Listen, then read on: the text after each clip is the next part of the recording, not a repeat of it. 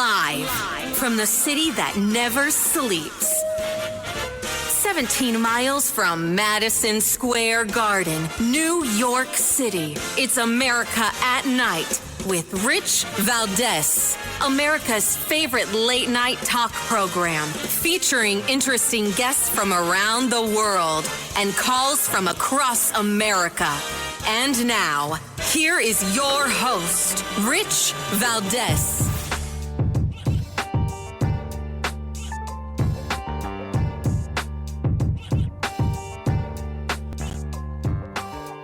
Hi there, good evening, and what's up, America? I am Rich Valdez, Valdez with an S, at Rich Valdez on all of the social media. Your liberty-loving Latino amigo, happy to be here with you, blessed to be here. It's Wednesday night, we're live, we're national, 7 minutes past the top of the hour, and our phone number, if you want to join the late-night national town hall conversation, I'll be taking your calls in just a little bit. The phone number is 833-482-5337, 833-4-VALDEZ, and of course, the news of the day, lots of big stories, but the biggest, Trump is now in Qatar. Just signed a $1.2 trillion economic commitment agreement with Qatar. That comes after a $600 billion yesterday, right? With Saudi Arabia. And things are happening so quickly, it's very tough to decipher one from the other, right? Everything's starting to blend in with one another. And I'm looking forward to our conversation in a little bit with former White House press secretary Sean Spicer and getting his take on what is now upwards of $5 trillion in economic investment in the United States in the last, 110, 120 days. That is remarkable. Yet the media is not focused on that. The media focuses on other things like,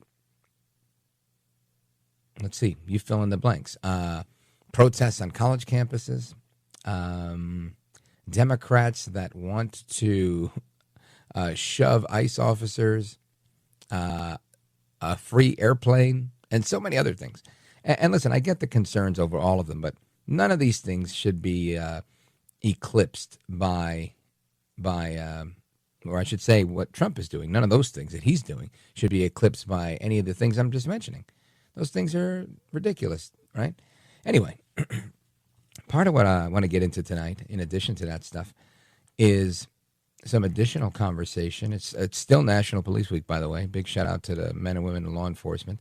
I want to talk about the lies, right? There's some lies that are floating around about Medicaid, Medicare, about how they're disappearing and this and that and the other thing. And while it's true that there are some changes going on, it's also true that there's a commitment to making sure that Medicaid, Medicare remain in place for the people they were designed for. Now, if other people who are not the intended recipients of Medicaid or Medicare and happen to be receiving them, then maybe they might lose these benefits. But, single women, single mothers, the infirm, the disabled, the elderly, this is what that social safety net was created for. They are who that social safety net was created for. So we'll get to that as well a little bit later. Also want to talk about the overall state of affairs with radicals in America, right? Because, man, we've got plenty. And tomorrow, President Trump alluded to this in his visit to Qatar, that there's going to be an air show at one of the air bases in that region. And what's interesting is these things are always very impressive, right? These air shows and whatnot. And, of course, some people will be impressed by them. Others will think that they are a security risk and we shouldn't be showing off our things and this and that, whatever. I get it. But, regular people like me, I love to watch that stuff. I think it's great. When I was a kid, my dad used to take me to Coney Island, boardwalk to the beach. And every year for the 4th of July or around that time, the Blue Angels, the U.S. Navy pilots, they put on an air show. And it was terrific. And we would follow that up with a trip down to Battery Park and we'd, look at the memorials that are down there of all the soldiers, and take the Staten Island ferry. And this was the biggest thing in the world for me, right? Getting on the ferry. I was like, oh my God, we're going on a cruise. It was a phenomenal thing. I got on this big yellow ship. And I think back then it was 25 cents, maybe 50 cents, but I think it was 25 cents. And I thought it was the time of my life. You look to your left, you see the Statue of Liberty. We would land in Staten Island. I felt like I was in another country. It was amazing, the things that I did as a kid with my dad for a quarter. Really amazing. And I'm going way off track here, but it's great to reminisce. There were so many really interesting street performers during that time of year in Battery Park, and which is, World Trade Center area downtown, which is consequently where our studio is. And what's interesting about that was I grew up seeing all this stuff, and this was the best free entertainment ever, right? And that was back when, people say, when was America great? That was when America was great.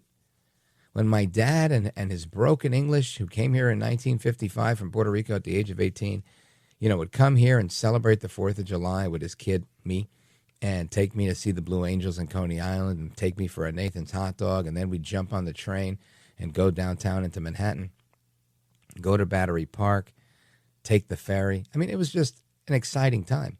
And we didn't see a lot of crime. At least when I was really little, we didn't see a lot of crime. As I got older, we started to see more crime.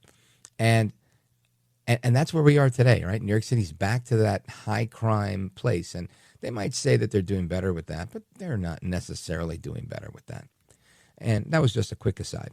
Forgive me and my ADHD. Now, other big news of the day, in addition to that, Debbie Dingell, a congresswoman from Michigan, I believe, she fell asleep during a hearing today, and it was all the buzz, and this was funny. Listen to this.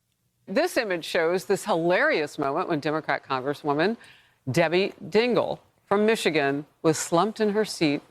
Her eyes were closed. Oh, my goodness. Democrat Congresswoman Jan Schakowsky from Illinois was spotted taking a snooze in the hearing room. Uh-oh. Hello. Another clip from around 5 a.m. this morning shows Republican Congressman Blake Moore from Utah out cold. Mr. Moore. Mr. Moore.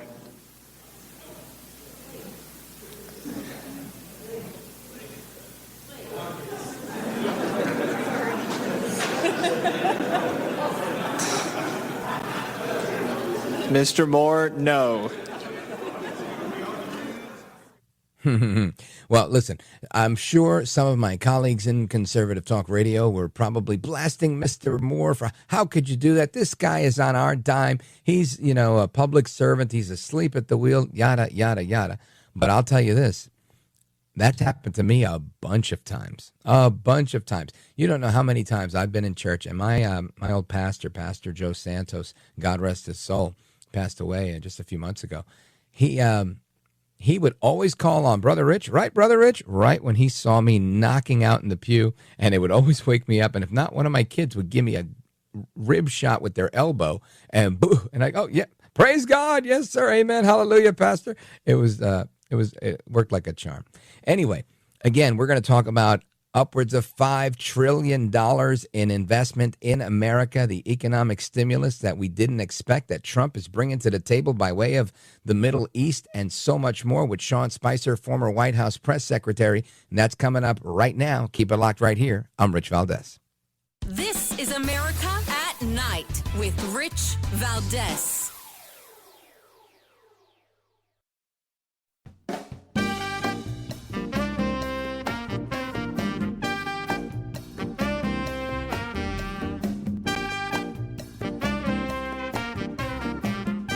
Well, thank you, Rich, and thank you for everything. I know you very well, and I listen, but I have a lot of people that listen, and they love your show, and I appreciate it very much. America at Night with Rich Valdez. The United States is in a very strong position militarily. We have the best equipment anywhere in the world. You're buying a lot of that equipment, actually, and I think we're going to see some of it in action tomorrow. At the we won't call it an air fair, but it's going to be sort of an air fair. We're going to be shown a display that's going to be incredible. They have the the latest and the greatest of our planes and just about everything else. So I think it's going to be a lot of fun and very interesting. But I just want to thank you for the friendship, for the long-time friendship. And again, long before any of this stuff, we just liked each other.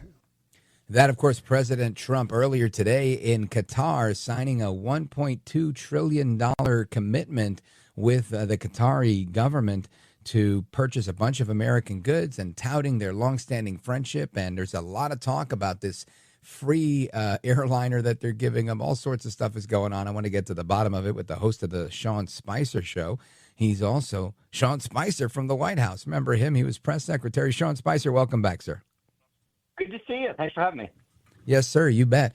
And let's get your reaction to this. I mean, a lot of people are up in arms about this gift to the Department of Defense and the Air Force of a 747, 787, the big plane that they say will be retrofitted for Air Force One, and others. NBC News coming out with a report saying that it would take something like $1 billion just to retrofit the plane, and it doesn't make any sense. Your thoughts?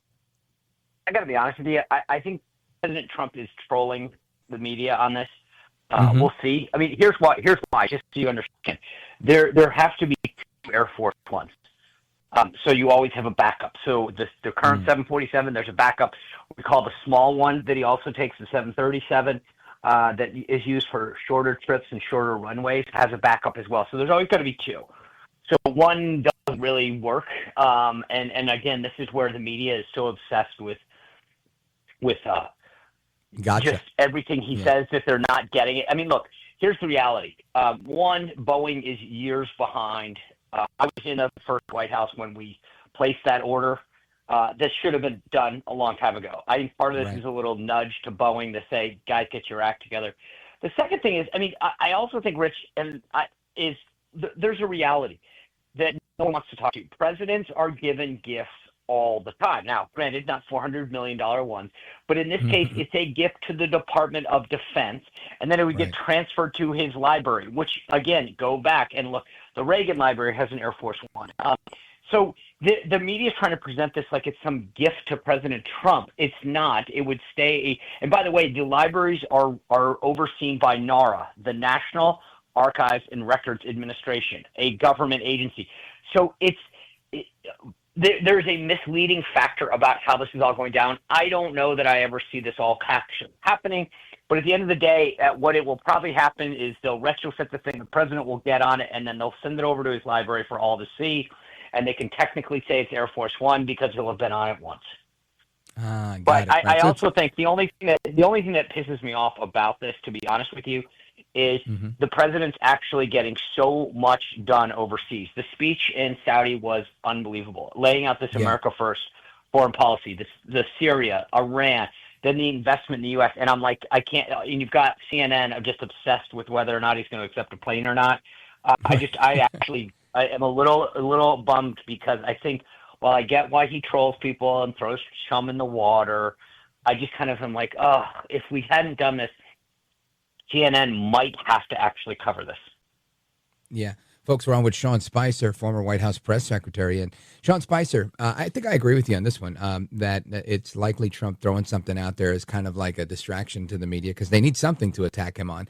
But the bigger picture, and maybe he thinks, because I disagree with you on this one, I don't think that CNN would want to cover the fact that Trump is making more progress than any president I've seen in my lifetime towards real peace in the Middle East. And I remember watching the videos of Biden greeting not even Mohammed bin Salman and others, like lower level mayors.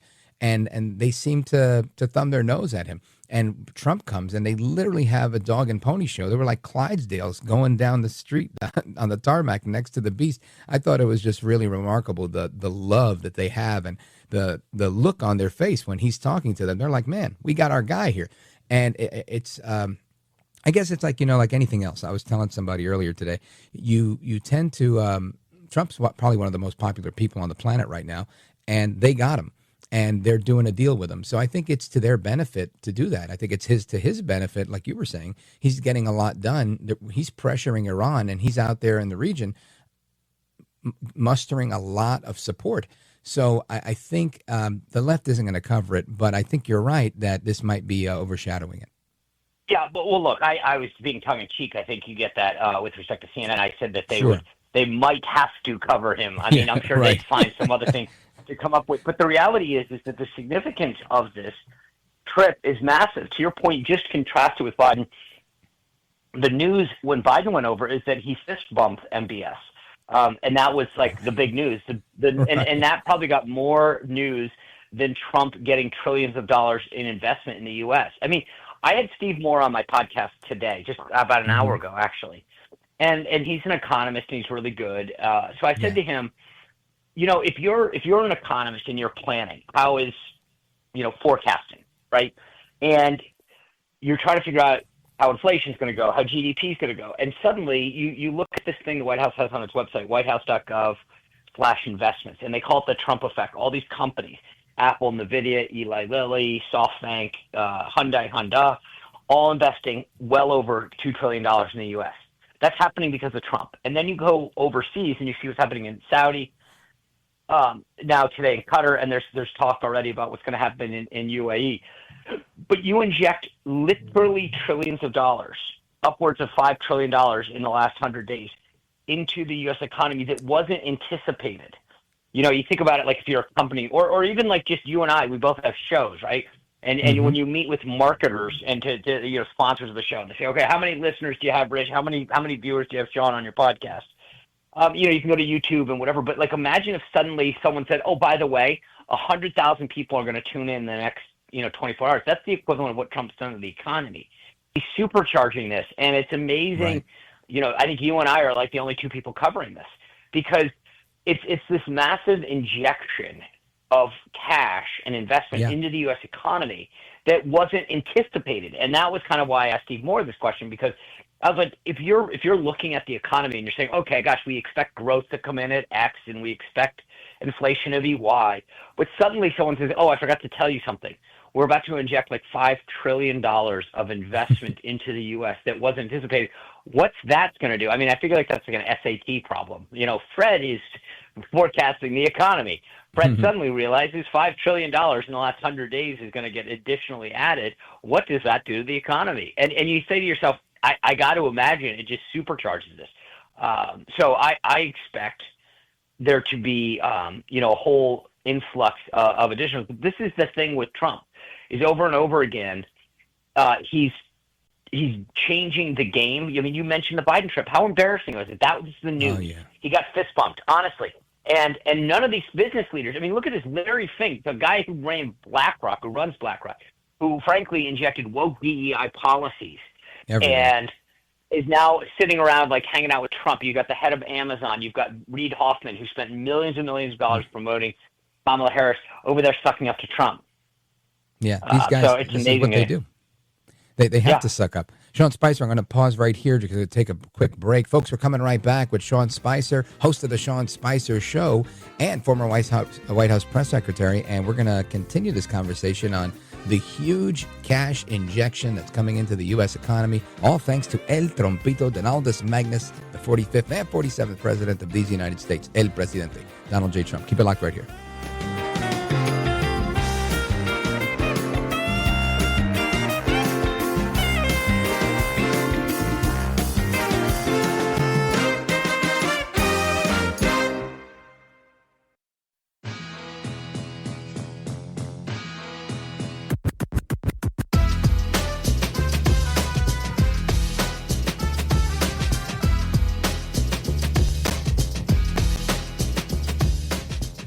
Mr. Call Screener, who is a budding radio star, by the way. Richie Valdez is terrific. This is America at Night with Rich Valdez. Kelly's telling me from Boeing that's the largest order of jets in the history of Boeing. That's pretty good. So it's over $200 billion, but 160 in terms of the jets. That's fantastic. So that's a record, Kelly. And congratulations to Boeing. Get those planes out there. That again, President Trump earlier today in Qatar, where he was making deals. And I always say Trump is the deal maker in chief. I'm going to get some additional reaction to that and get the scoop on what's going on from his perspective, from Sean Spicer, former White House press secretary, host of the Sean Spicer Show. Sean Spicer, Trump is, in my opinion, doing what I've never seen before in my adult life of any president in this, 100, 110 days, whatever it is, bringing this much to the table this quickly, trying to have peace in the Middle East, trying to forge peace with Ukraine, with Russia, settling the conflict that was going on with the Pakistanis and the Indians.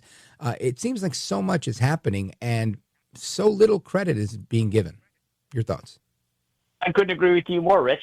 I mean, think about this. Just stop for a second. I was joking about this. I on my Monday show, I usually kind of reflect on the weekend.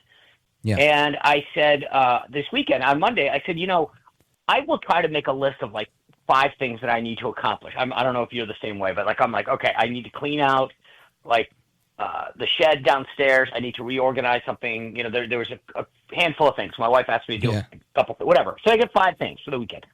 I think this weekend I got 2 done, and I'm being generous. And then I was joking, though. I said, just stop and think about this from what Trump did. Oh, from Friday to Monday, okay? Pakistan-India peace, a meeting set up for in Turkey for Russia and Ukraine. The last Hamas prisoner, Eden Anderson, came out, moving forward on the tax bill, taking off for his first trip, announcing a prescription drug executive order to take down the price of drugs. I mean, and I'm trying to think, I'm probably already forgetting. And I was like, those things all happened in a 48-hour period, and I couldn't clean out the shed in my backyard, right? So I'm like, it's just kind of embarrassing once in a while when I think about, what happened. I will say this, if I can, though, that one of the things that I think we've got to be careful of, and I know the Congress is working on the big, beautiful bill, which seriously, I can't believe it's taking that long. But, you mentioned like what Trump has done in 100+ days is pretty amazing, right? The border in particular is something that I'm obsessed with. And the reason is because of this. We are starting to, and we can't take for granted that it's going to keep happening. I was in Trump 1, as you noted a little while ago. Then Biden comes in and undoes all of Trump 1. Trump then comes back, undoes what Biden did, restores what he did, and adds to it. This works great. We have kept the border secure. We're doing all this stuff because Trump is president and he's active and he's doing stuff. But what can be done by executive order and executive action can be undone. And there are things that we need to codify. And at the top of my list, not only is the tax cuts important, that's why I think one of the mistakes, and it wasn't a huge, there's reasons why things are done. But remember, the tax cuts weren't permanent, so they sunset. So we don't get the big, beautiful bill done. But the beauty of the big, beautiful bill this time is they learned their lesson, and they're making the tax cuts permanent, right? The same thing, Rich, has to get done at immigration. We cannot allow another president to come in and undo what President Trump has done to secure our border. And again, I look at it in 2 ways. One, you've got the border and keeping the border secure. And then 2 is, how do we then address immigration? There are things that we need to do, restoring a meritocracy, adding funding, making sure immigration judges are put in place. But these courts that are dealing with Trump from spending issues and federal government personnel issues and immigration issues are all saying, oh, the law says the following. So to that point, my call to all of your listeners is to say, guys, if you like what President Trump is doing, whether it's the tax cuts on immigration, we need to lock it in. And we need to tell Congress, hey, I know you guys are enjoying, not having to do as much because the president's carrying the load here, but you need to legislatively codify these wins for us so that we don't have to worry about a future president undoing them. That is, to me, literally, if anything else, it's like, guys, just do your job. Lock it in. Yeah. Take what he's doing and say, hey, let's make sure that no future president can. And like I said, the tax cuts are the exact reason. If Trump, it's funny because even on USMCA, the trade deal, like there's all these things that we've got to make sure we don't take our eye off the ball. And I, for one, believe that locking these things in legislatively, because I am worried. I know you're all over the place in terms of your listenership, but you think about the Mid-Atlantic, New York, New Jersey. We've got some seats that are very tough, as well as California. We got a 4-seat majority. I think that with passing the bills is going to help these guys get reelected, but it's tough. History's not on our side. So God forbid we lose the House of Representatives, the Trump legislative agenda, I was there in the first term, it comes to a screeching halt. I say this because we know we have, 18 months left of a guaranteed Republican House and Republican Senate. So don't take this stuff for granted, folks in Congress. Do your job. The clock is ticking, Sean Spicer. You're 100% right there. And talking about the border and talking about domestic policy, Kristi Noem came out swinging today regarding Democrats in New Jersey, right, who were throwing punches and shoving ICE officials at a ICE facility in Newark, New Jersey. And she's now calling for them to be censured, which I think is incredibly generous. I think people are looking for some people to get locked up. What do you think is going on here? Well, first, Rich, I mean, honestly, like the whole thing is insane. You talked about how the media covered Trump a minute ago in terms of this trip. Just stop and think about this for a second, because every once in a while, I'm like, people get all animated, and I'm like, pipe down, just stop and think what happened. 3 members of Congress showed up at a federal detention center for gang members, whatever, and demanded to go in at that moment, unannounced, right, and saying that they have a right to do that. I don't know where that is, by the way. Where is that right? Again, no one asked these questions because, I mean, the media is, busy doing nothing and pretending that they didn't cover up Joe Biden's mental decline. So I'm sorry, what right is that? They love to talk about the Constitution. What right do they have? Okay, and then they start pushing, and the videos are there. Like, you and I have seen these, your listeners have seen these. There are videos. You can see that woman, that member of Congress in the red jacket, pushing them. Yeah. Okay, that's assault. So I think to your point, saying that Kristi Noem is being generous by you, because that's like, I'm actually a little disappointed. I think that we need to set the example and say you assaulted a federal official. It's on video. It's undeniable. And you should be arrested. Then you've got AOC and Hakeem Jeffries going out there saying, oh, if they lay a hand on these people, lay a hand on them. The video doesn't lie. Just go look at it and say, okay, guys, like, you assaulted a police officer, a federal agent. You have broken the law. And my view is you shouldn't censure them. You should arrest them and make them an example, because I don't understand why our side does this all the time. You're absolutely right. Kristi Noem was being generous and kind, but I'm sorry. Why do we, they went after President Trump. They weaponized the judicial system. They impeached the guy. They brought civil and criminal charges. And our side is saying, well, I hope they learned a lesson. They haven't learned a lesson. I say arrest them. I don't understand. Why does our side do this? We are we're always trying to be the better person. Oh, we're generous. And I get it. You're absolutely right. But I'm like, why? Why are we the ones who are kind and generous? If I were them, I would say, I'll tell you what, I will arrest you. Maybe you don't have to go to jail, but I want them to be convicted felons. I want them to, because they love to call Trump a felon. Arrest them. Yeah, and as I'm reading it, these are felony charges as well. And I don't know what's happening here. I mean, they arrested the mayor of Newark, who, again, quite calmly walked away. These people were swinging fists. He was just standing there, and they locked him up. And by the way, but they do this. Yeah, my view is back when I spent a summer in New Orleans, and the joke was always be careful on a Friday night, because you'll stay in jail over the weekend while the judges are out. And I don't know why this mayor got to get in and out. I think that they should have to go spend a night in jail. I also think, by the way, one other thing, where's their priorities? There are other jails in New Jersey with actual New Jersey residents. And you would think if you're a member of Congress, you would care about your constituents. If you're the Democrats, they care about criminals, they care about their rights. So go see U.S. citizens that are actually in jail that are your constituents. Why is there concern about people in the country legally who have committed crimes? What is it that's so urgent that has to rush to the top of their list? Before everything else, we talked about my to-do list and President Trump's to-do list. I'm like, their to-do list is, hey, by the way, before the weekend's over, let's go make sure that the gangbangers, the rapists, the murderers, the other criminals that came into our country illegally, that they're okay. Because let's check on them first. I would be pissed if I was a New Jersey if I were a New Jersey resident. I'd say, why are you going to check on them and not me? Let me tell you, that's a brilliant point. And I just I did some work with that stuff years ago, and I can tell you 2 words: Green Monster. One of the worst jails in America is right in Newark, New Jersey. Really? It's a county jail, and somebody needs to do a press conference outside of that one. Yeah, you should. You should go there and you should do a show from there. That would be brilliant. I'll take your word, Rich. I'll take your word on that one. I don't like to be around jails or criminals. Yeah, none of us do.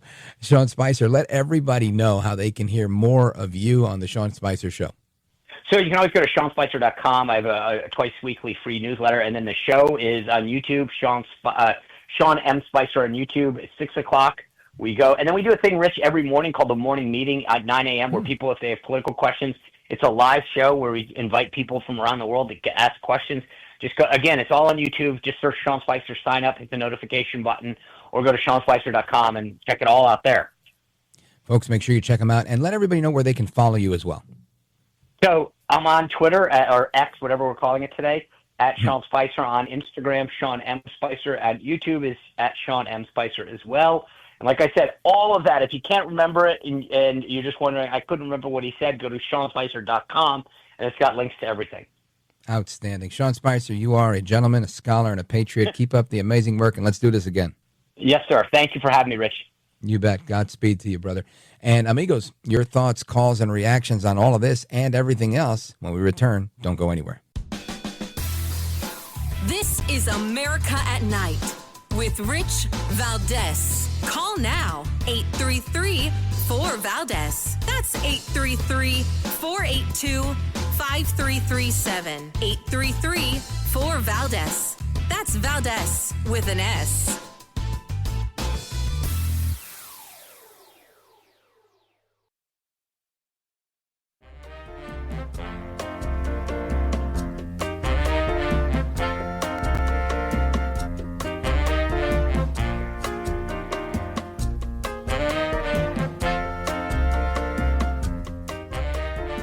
Now, 833-4-VALDEZ. That's 833-482-5337. 833-4-VALDEZ. That's Valdez with an S. All right, amigos, welcome back. We're live. We're national. It is 47 minutes past the hour. And I want to go to the phones, 833-482-5337, 833-4-VALDEZ. Your thoughts on everything that's going on in America at night with me. And just a couple of updates here. RFK Jr., the Secretary of Health and Human Services, got into a little clash with protesters, and he also made a big announcement on food dyes. So we're going to get to that in a little bit. And there was another item I wanted to talk to you about, just to make sure I put it out there so you guys can hold me to it. Good old AOC. We talked about it yesterday, and I played a clip of it yesterday, but I want to double down on it because AOC is really just, she's just nutty over here. And Swalwell and Kristi Noem going at it. Heated exchange. We're going to get to that as well. But first, to the phones we go. Let's go to Eduardo, who's calling us from Tampa, Florida, streaming the show on richvaldez.com. Go right ahead. Yeah, Rich, good evening. Well, I got to say a couple of good news here. Besides that Wisconsin judge going to jail for that illegal, this Judge Stephanie Haynes in Pennsylvania given the green light on the aliens. The Alien Enemies Act. Yep. Yeah. And yes, news. You're right. Yeah. The other one, just to make sure the audience is keeping up with us, the federal judge, what was her name? Judge Durand or whatever it was. Anyway, the Durand, judge. Yeah, there you go. Yeah, from Wisconsin. Yeah. Yeah, that she helped the guy out the back door. Right. She got in trouble, and I'm happy to see that she did, because we need to have some sort of rule of law, Eduardo. Oh, yeah, definitely. Yeah, and hopefully we're going to be getting more of these. I want to get some backbone from the Congress and have us help the administration as far as passing laws, not just the tax, but also laws on immigration. I think that's going to go a long way for President Trump in building this case for these deportations, because the media is not going to be an ally of the administration. We know that for You're a right. fact. But I'll say this. I think it's we need to go a long way for the country, right? Because we've taken our system of laws and kind of prostituted them for the sake of politics. And I say we collectively, but I really mean the Democrats. And outside of that, you're right. There's a lot of pressure, and Sean Spicer just mentioned that, right? The clock is ticking on codifying a lot of these executive actions so that they become law. And now is the time to do it, now that we have the majorities that we have. Because should we not have those majorities, these things won't happen. And these are big deals. So I agree with you 100%. I think this needs to happen. I think Trump is going to get a hard time no matter what he does with deportations because he's Trump and they don't like him in the media. So they're going to try and, crucify him whenever they can get the opportunity to.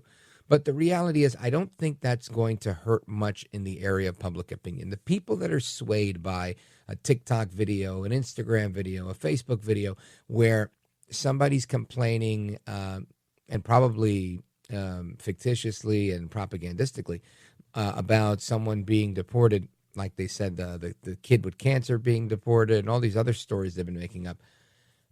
Even with stuff like that, when people get to the truth, they're like, yeah, you know what? That's the facts, and that's how it bears out. That's the reality. I've been sharing videos that I've been finding on Instagram that are in Spanish of Hispanics talking about immigration, saying, look, it's just not true. So, when you have the people that they say are the people that are against it, people think Hispanics are pro illegal immigration, and I'd say that's one of the furthest things from the truth. And the fact that we have this judge, what did I call her before? Judge Dugan. She that she's actually getting in trouble. She's indicted on these accusations. This is a step in the right direction, that we're actually holding people accountable. If we see some charges brought against these members of Congress for what they did, and again, what I saw the one Congresswoman with the red blazer doing, she was throwing fists. I mean, these were serious blows. She wasn't just shoving. That was assault for sure. Why they didn't lock her up on the spot, I don't know. But my message to everyone in Congress, Democrat and Republican, members of Congress are not above the law, right? They enjoyed saying that so much when they were saying it about Trump. Well, now I'm saying it to them. I'm saying it to AOC, All Out Crazy, who famously ran away from me at the Puerto Rican parade. You're not above the law. Eduardo, excellent points. Thanks for your call, my brother. Amigos, we come right back to the rest of your calls and more. Keep it locked right here. This is America at Night with Rich Valdez.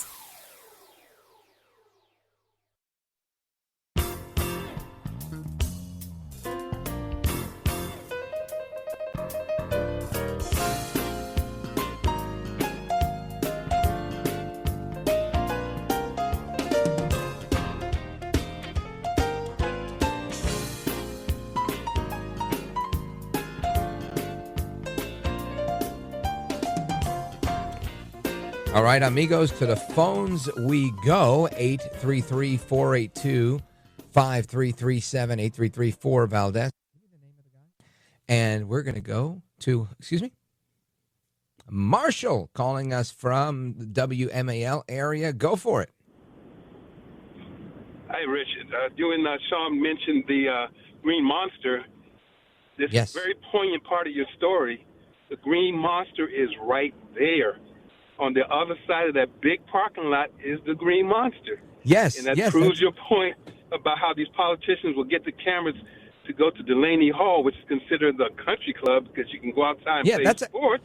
You're right. And just to give the audience a clue who may not know the area, but Delaney Hall is a private prison type of place, and it's usually used as a halfway house. I guess now they have a contract with ICE. And, Marshall, you're making a great point. And anybody who wants to make a good story out of this, go to the parking lot and catch the visitors, the family of the Americans of all, black, Oriental, Hispanic, going to visit their American inmates there and find out the difference, how the politicians don't help them, but they'll help the folks in Delaney Hall. Absolutely right. You know what? I might do it myself. I might do it tomorrow because you're 100% right. That is right there. You could see it from the parking lot, and it is absolutely horrible. Essex County Jail, probably the worst prison in America. Marshall, thanks for the call. Excellent point. Amigos, hasta la próxima. Take care, good night, and God bless you, America. I'll be right back.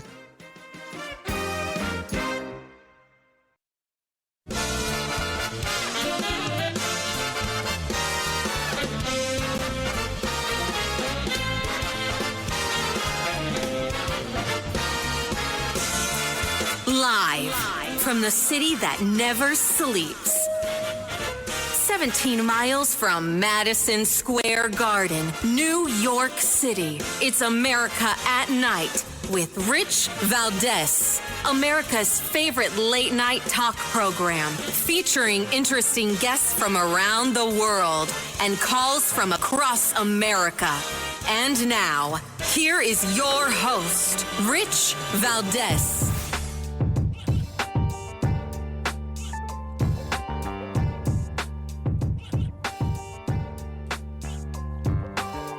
Hi there, good evening, and what's up, America? I am Rich Valdez, Valdez with an S, at Rich Valdez on all of the social media. Welcome to another hour of the program. We're live, we're national, 7 minutes past the top of the hour. Here's the phone number if you want to give us a call, 833-482-5337, 833-4-VALDEZ. We'll be taking your calls on what we like to call the last couple of segments, open phones across America. It's a time-honored tradition here on this program, started by the late, great Larry King back, 46 years ago, and continued for 3 decades by the legend himself, Jim Bohannon. And you and me get to carry that torch tonight, and looking forward to it, 833-4-VALDEZ. But first, I want to talk about some of the stuff that has been going on. Of course, President Trump, big trip to the Middle East. We're going to get into that in a little bit. I want to talk about some domestic stuff right now because RFK Jr. caught a little beef on the streets today.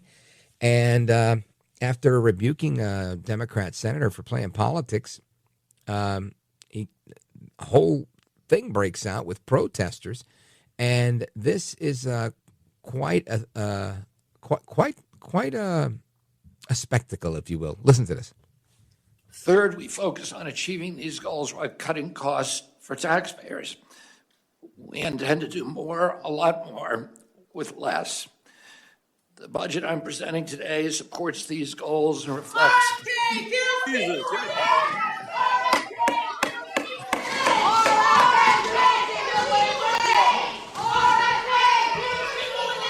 The witness will suspend. The committee will come to order. Capitol Police are asked to remove the individuals from the hearing room. Members of the audience are reminded disruptions will not be tolerated. So again, that's Health and Human Services Secretary RFK Jr. Bobby Kennedy giving testimony today. And these protesters bust into the hearing room.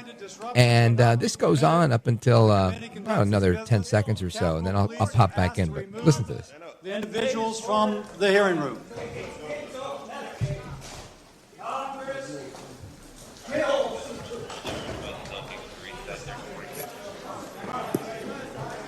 That was a made for C-SPAN moment. The secretary will resume. That was a made for C-SPAN moment. Got to love that, a little humor. And this is what these guys have to deal with. And by these guys, I mean President Trump and his administration. They can't get away from the protesting. And listen, I'm not saying people shouldn't protest. Protest away, right? That's the American way. And the American left wants to do it during hearings in Congress, not outside of the building, not with a sign, not, they want to disrupt. They want to prevent you from speaking. They want to get in your way. And that's exactly what they did to him. Just remember, this is the son of Senator RFK, the nephew of JFK, a huge Democrat. You're talking about like a dynastic Democrat, a long dynasty of Democrats. And he's with Trump, a conservative Republican. Why? Because Fauci and Biden stole his voice. And I don't mean that to be funny because he has a speech issue. They kicked him off Twitter. They silenced him. Why? Because they didn't like what he was saying about vaccines, how dangerous they can be for many people. They didn't like what he was saying about food dyes and everything else. His position against, big pharma. And it goes to show you who's who and what's what, right? It absolutely does. It speaks a lot to one's character. And I got to give a lot of credit to RFK Jr. Listen, I know a lot of people don't know this unless you're a New Yorker or were in a market that carried his show. But he, for many years, had a radio show that I used to listen to in New York. And not because I liked what he was saying, but because I thought he was out of his mind on many issues, right? He is a liberal, progressive Democrat on many issues. And I used to listen to that and NPR to have stuff to riff about on my show. And I always enjoyed listening to his show. He was very passionate. He delivers what you see right now is the same guy he was on the radio. And whether you liked his policies or not, you had to kind of appreciate that he believed in a lot of the stuff he was talking about. And the stuff that he could be swayed on, he's been swayed on. And as those of you remember, I had him on this show, I don't know, maybe a year ago. And when he was running for president, right before he endorsed Trump, like the day before or a day or two before. And he had evolved on a number of issues. At the time, he was telling us about his trip to the border. And when he went down to the border, he was, dismayed at what he's seen. And rightfully so. And it's kind of like you go down to the border, you see the craziness, the chaos that's there. It makes you stop wanting to be a Democrat. And I think that's kind of what happened to him. So, I give him a lot of credit. I have a lot of respect for him, despite whatever differences we may have, because I think he's doing the right thing. And that has to be, at least for me, I appreciate that. Now, I also appreciate what he's doing with food dyes, with all sorts of artificial ingredients, ridding our water supply in some areas of fluoride, and so many things that I think are important for public health that have been talked about forever and never been an action item for anybody until now. And today, you've got some of the Democrats trying to call him out, and his retorts were just spot on. Listen to this. Anybody thinks that we did gold standard medicine in this country from these institutions, look at our children. They're the sickest children in the world. Laura, you say that Congressman DeLauro, you say that you've worked for 20 years on getting food dye out. Give me credit. I got it out in 100 days. I'll give you that credit. All right, so let's work together and do something that we all believe in, which is have healthy kids in our country, for God's sake. Ms. We can all Dean. do that together. There's no such thing as Republican children or Democratic children. There's just kids, and we should all be concerned with them. That's right. And he makes a solid point here that the congressman had been working on trying to get rid of food dyes for 20 years, and he was able to do it in 100 days. Give him some credit. I agree with that. This is a big thing. These people are taking on people with big pockets. This is why people like Trump come in worth $4 billion and leave worth $3 billion. This is why people like Elon Musk come in and lose a ton of money, because you become unpopular and people want to boycott your product. When you're doing the right thing, when you're saying the right thing, when you do what it takes to do what's right, there's going to be a consequence. And people that are upright, people that are steadfast in the convictions and what they believe, they're going to stick to what they believe and they're going to do the right thing. And you've got to have respect for that. At least that's my opinion. Anyway, straight ahead, I want to talk about some of the lies Democrats are telling about Medicare, Medicaid, and everything else. And should we be providing all sorts of services to everybody? Now, this is an interesting question. I was looking at my Instagram inbox yesterday, and a friend of mine that I know from childhood, we keep in touch, she actually goes to my church, sent me a message and said, why do illegal alien children go to school for free? And she said, because if I want to send my kid to a school in a different district, I have to pay out of pocket to send my kid to a school if I'm out of district. Why is that the case? And we got into a discussion about that. But it raises the point to me that charity has to start at home. And by at home, I mean with your people.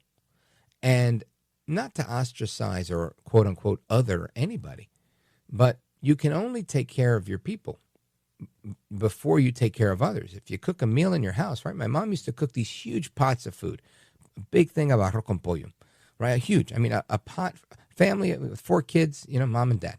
And if there wasn't half of that pot left over, it wasn't a regular day, right? But she made sure that at the end of that, she'd say, oh, here, take a plate to so-and-so. Oh, offer so-and-so. She'd look out the window. If she saw somebody, oh, yeah, you want some? I've got some. It's still hot. Come on. That was every day. This was how my mother rolled. And this was the custom. It wasn't just my mother. This is how women in that era, at least Puerto Rican women, that's how they were.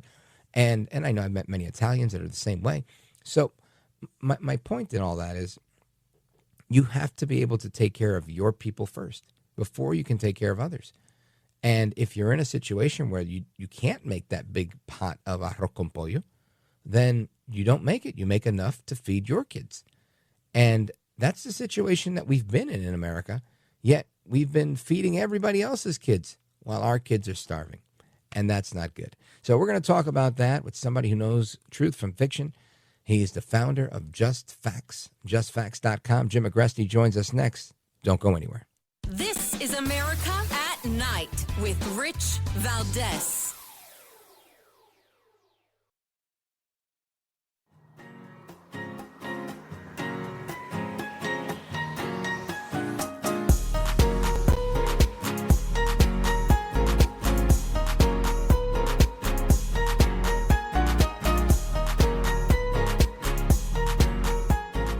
I want to listen to you, Rich, all the time. America at Night with Rich Valdez. House Democrats are working overtime to deceive the American people about this. We've discussed it already this morning, but they're not talking about what the bill actually does. They're using talking points that are pretty stale. They're not afraid to lie about what's in it, and we're not afraid to tell the truth about what the Democrats are doing. They've already been forced to take down their advertisements because they were filled with falsehoods about what the bill supposedly was going to have in it. You probably saw last week, they're at it again. They released a CBO report, so-called, that claims that our legislation cuts many millions of Americans out of Medicaid. It's obviously demonstrably false. Other outlets have reported on this, okay? They included policies that are not even in the legislation. How could they have done that? Because they released the report before the bill text was issued, okay? And most of the media ran with that, okay? And I'm just going to say this to my friends in the media, on the Hill Press Corps in particular, right? If you allow Democrats to make these intentionally false claims without pushback, then you're aiding and abetting in the spread of misinformation. I mean, I'm stating the obvious. The job is to get the facts out there. So we hope you will. That, of course, is Speaker Mike Johnson today addressing a lot of the falsehoods being spread about Medicaid and Medicare and a bunch of other programs that the Democrats have been lying about without even having the full text of the bill. And I want to get to the bottom of this because it's been flying all over social media. And as soon as it flies on social media, people start telling me, oh, so what do you think about Trump now, huh? He's cutting Medicare. He's cutting Medicaid. I bet all the old people in your family are going to love that, ha, ha, ha. And you get all sorts of, that type of trolling. And it'd be okay if it was true, but it's not. I want to get to the facts with Jim Agresti, president and co-founder of justfacts.com, JUSTFACTS.com. Jim Agresti, welcome back. Richie V, always an honor and a pleasure. Yes, sir, and likewise. And I want to get your reaction to what Speaker Johnson was saying. Do you agree with what he's saying, that the Democrats are, misstating the facts here and willing to lie to promote their agenda, or is there more to this? So I think he's spot on, and I'll tell you why. I just saw that clip earlier today, and it answered a lot of questions for me because I'm seeing these numbers floating around on the internet, and of course nobody's providing a link to a CBO report. I searched the CBO website, I can't find it. Finally, somebody links to this alleged CBO report, as Mike Johnson put it, and I go there, and it's a letter. In the form of a memo. It's not on CBO letterhead. It's not. It doesn't even have a from. So there's a from field that says from. It's blank. Unbelievable. And it's to a congressional Democrat. I forget which one. And it lays out numbers for people that would allegedly drop out of Medicaid as a result of the Republicans' big, beautiful bill. and it predates the when they released the bill. So he's 100% spot on, and it's even worse because I don't even know if this is actually a CBO figure. They certainly provided no proof of it. Oh yeah, I'm looking at it. This is apparently this is a let me see where this is from. It's a memo from the Senate Finance Committee, and when you pull it up, you're right. It says from, it's blank, to, it's blank. It just says, hi, everyone. And this is definitely something I think that's concerning, to say the least. So based on their fudging of the numbers, it makes sense for them. But in reality, it predates the actual text of the bill. So what gives? How do they figure? They ran with what they got. And, of course, the media parroted them, as they've done so many times before. And they claim they're reporting the news, and what they're doing is they're acting as propagandists for the Democratic Party. Yeah, this is a shame. Now, Jim Agresti, what's your take on what's actually going to come about from this proposed bill? So I went through the details. I started reading the legislation, but it is extremely long, and of course it cross-references other bills, so it's very hard to understand. So I'm working off the Republican House Committee's summation of the bill, which is pretty detailed and is not written in a partisan manner. So I'm assuming they're getting most of it right. So this is what the bill will do. It's going to prune back Medicaid for people that historically haven't been on Medicaid and that the program was never intended for. One example is illegal immigrants. Now, the federal law for Medicaid doesn't allow illegal immigrants to access most benefits, and I'll come back to that in a moment. But what some of the states are doing is saying, listen, we're going to allow illegal immigrants onto Medicaid, but we'll fund it. We'll pay for it.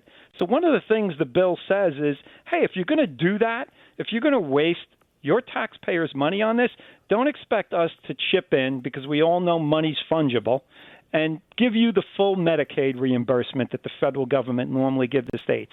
We're going to pare that back a little bit. So it provides an incentive for the states to stop doling out Medicaid to illegal immigrants. And by the way, Gavin Newsom today announced, guess what we're going to do? We're going to stop doing that. Wow. So it is having that effect. Newsom is cutting Medicaid. Yeah, that's cutting Medicaid, right? Well, the talking point that I'm seeing from Democrats across the board, and even Republican Senator Josh Hawley, he wrote an op-ed for the New York Times, and he said, we're cutting Medicaid for poor, working Americans. Got those three key words? And this is the thing. The bill doesn't cut payments to any of those people. It cuts payments to able-bodied adults who don't work at least 20 hours a week or care for a child. It cuts for fraudsters. It doesn't cut able-bodied Americans. And it cuts for illegal aliens. Jim Agresti, keep it locked right here. We're coming right back. We're going to continue this conversation, and we're going to throw in a little Judge Dugan getting indicted. We're going to get the facts on that as well. Amigos, keep it locked right here. Jim Agresti from Just Facts, and me, Rich Valdez. Don't go anywhere.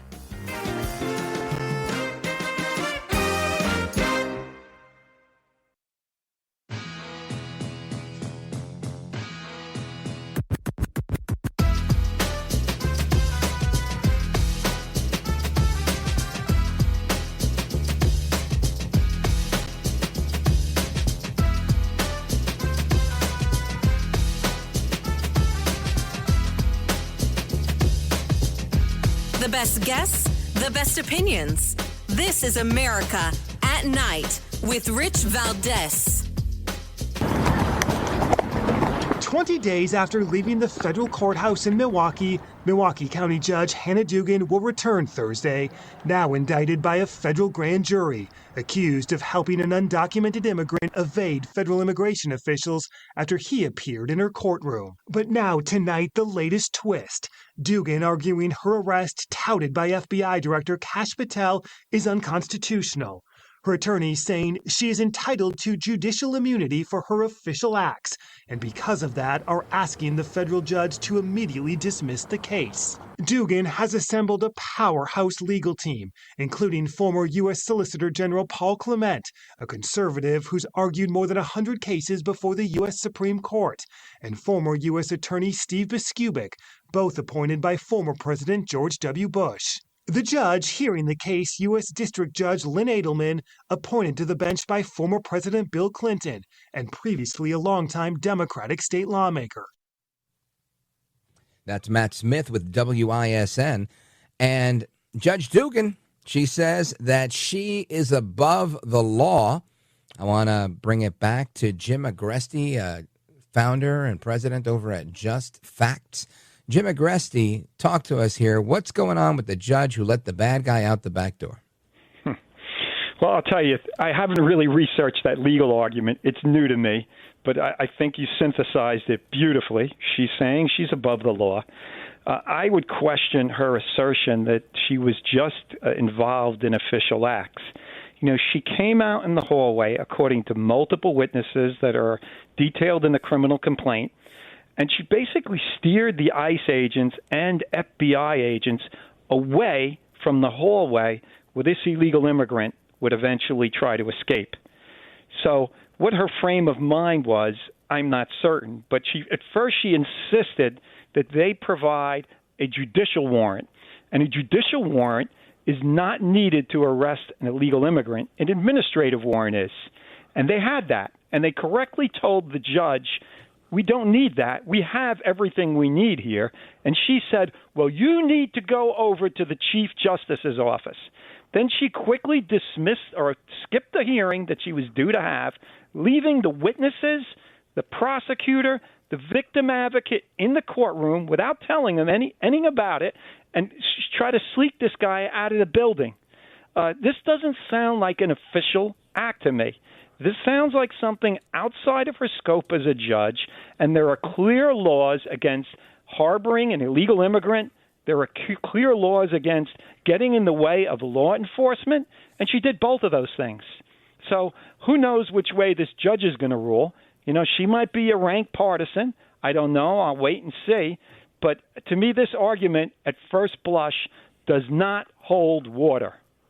Yeah. Now, you know, Jim Agresti, what she's talking about is something I talk about all the time. And I'm glad they did it. Sometimes in politics, right? And this is not necessarily politics, right? This is the enforcement of law. But with anything you do in government, I think there is a legal component and a political component because, face it, you know, everything's going to end up on the news and there's a court of public opinion.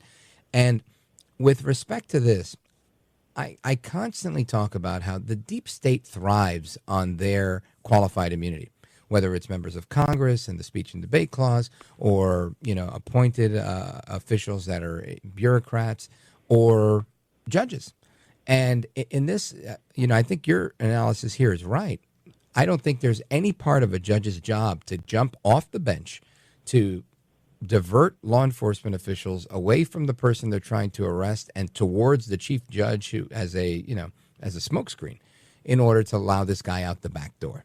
This is clearly outside of the purview of her job, but she's going to try and use the immunity that comes with being a public official to her advantage, which is a very common deep state tactic, so common that they do what they do with impunity at times because they know they can rely on that. Your thoughts? Yeah, there's some definite hypocrisy here. I often see the left saying, well, we want to strip immunity from police officers. We want to get rid of that qualified immunity for them. But they want that qualified immunity for themselves. When President Trump was told by the Supreme Court, hey, you have qualified immunity for any actions you take that are within your constitutional authority, the left flipped out and said, the court's wrong. They're putting Trump above the law. No, they're not. They're saying it's as if this is part of your official duty. You can't well effectuate this if you're worried about getting sued or put in jail every time you make a move. Now, if it's outside your official duty, fine. Donald Trump is not allowed to stab someone on the street. Well, neither is his judge allowed to walk out of her courtroom into the hall and divert these agents. Yeah, 100% right. I agree with that. Folks, we're on with Jim Agresti. He is the president of Just Facts. JustFacts.com is the website. I highly recommend you go there and check out their Just Facts Daily. They have these great little factoids, and if you follow their Twitter account, they always have some great questions. And Jim, talk to us a little bit about some of the stuff you're working on now. I know you guys are always working on a deep dive of primary source data to make sure you're getting the facts out there. What's on the agenda right now? So, Richie V, this might seem a little boring to you, but hold tight with me because I promise I won't bore your audience here. We have an initiative called Just Facts Academy at justfactsacademy.org, and we teach people how to research, how to sort out truth from fiction, which is a skill that just isn't really taught well in schools today. And we have an upcoming video lesson that we're going to be publishing on that teaches people how to sort through the morass of conflicting studies we continually see in the news. I mean, for every study, there always seems to be a counter study that says the exact opposite. So we're doing a lesson on how to teach people to understand the limitations of these studies and to know which ones are true and which ones are false. And if people are interested in doing that or pursuing that, getting involved in that, what do they do? Best thing you can do is go to our website. Richie's mentioned it you've mentioned it a couple times, Rich. JustFacts.com. Sign up for our emails. We send no more than one email per week. We will never sell, loan your email to anyone else. It will stay with us, but it'll keep you abreast of all the work we're doing. And in this weekly email, we'll generally debunk some of the most common falsehoods that are being propagated by the media, which is an endless supply of work because it's constant. Outstanding work, like always. All right, Jim, I want to thank you for being here, my brother. For people who want to follow you online, where do they go? The best bet is our X account at Real Just Facts, or if you're a Facebook person, we have Just Real Facts. Oh, very nice. Well, folks, check him out there. Follow him there. Jim Agresti, always a pleasure to speak with you. You're a gentleman, a scholar, and a patriot. I hope to bump into you soon. It's been forever since I've seen you. Well, since I moved to Texas, we don't bump into each other these days. But I would love to get together with you again. We've had some good times. And by the way, Rich, I was listening to the radio in Texas the other day, and it was not your time slot, but you were on the radio. And I'm thinking to myself, Richie V's not on now. And was it a Saturday? It was a Sunday, I think. Oh, you know what? Well, they carry, some stations in Texas carry the best of Rich Valdez America at night, and they carry it on the weekends, off hours. Well, the thing I thought to myself is Richie V is so good, they're running as reruns as opposed to somebody else that they could be running. So congratulations, you're doing an awesome job. Thank you, Jim Agresti. God bless you, my brother. Always a pleasure. Folks, check them out, justfacts.com. And we're coming right back. Your calls, thoughts, and opinions right now. Don't go anywhere. This is America at Night with Rich Valdez. Call now, 833-4VALDEZ. That's 833-482-5337. 833-4VALDEZ. That's Valdez with an S.